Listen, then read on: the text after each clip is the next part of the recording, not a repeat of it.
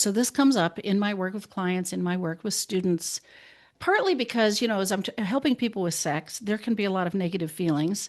And sometimes people really do get to a point of resentment and anger and frustration. And a really important concept is to understand that anything in the anger family of emotions, these are secondary emotions. Now, what I mean by this, or what is meant by this, it's not my concept, is that anger comes in on top of other emotions. So anger is real, it's a real emotion. It's valid, it makes sense. There's nothing wrong with anger, except that it's less accurate than what's really going on. So there are other emotions underneath anger.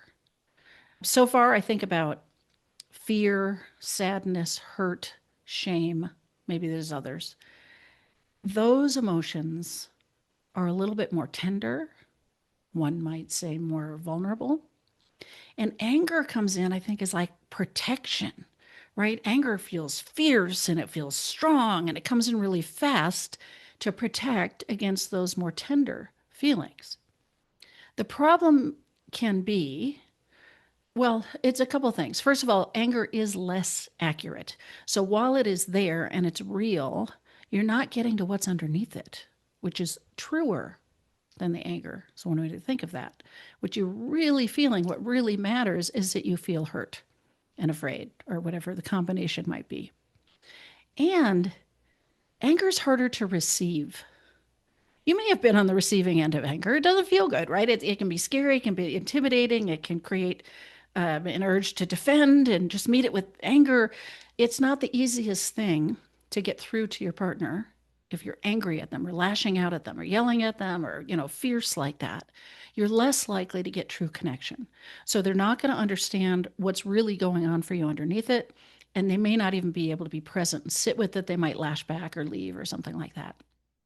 So, anytime, this is my invitation to you, anytime you're feeling something in the anger family, irritation, frustration, annoyance, anger, rage, any flavor of it is a clue, is an invitation.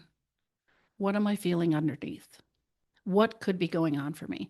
Now, sometimes people have been raised in environments, everybody's different about this, but it often in our family background, we kind of had to go to anger. We had to protect ourselves, or we just never learned what else to do.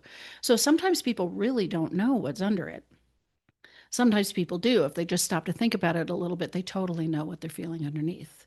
But if you don't know, I mean, you have this opportunity to figure out what it is. So if you don't know, you can try it on. If I were hurt, what would I be hurt about? If I were afraid, what would I be afraid of? If I were ashamed, what would I be feeling ashamed about? You can just explore it.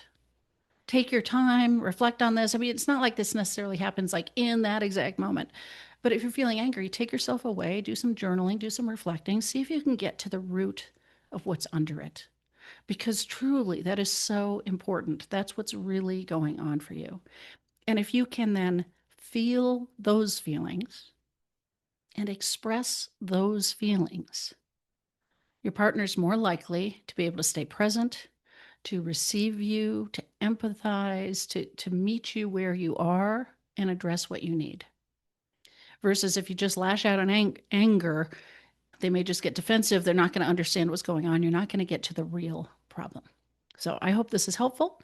Let me know what you think when you put it into practice.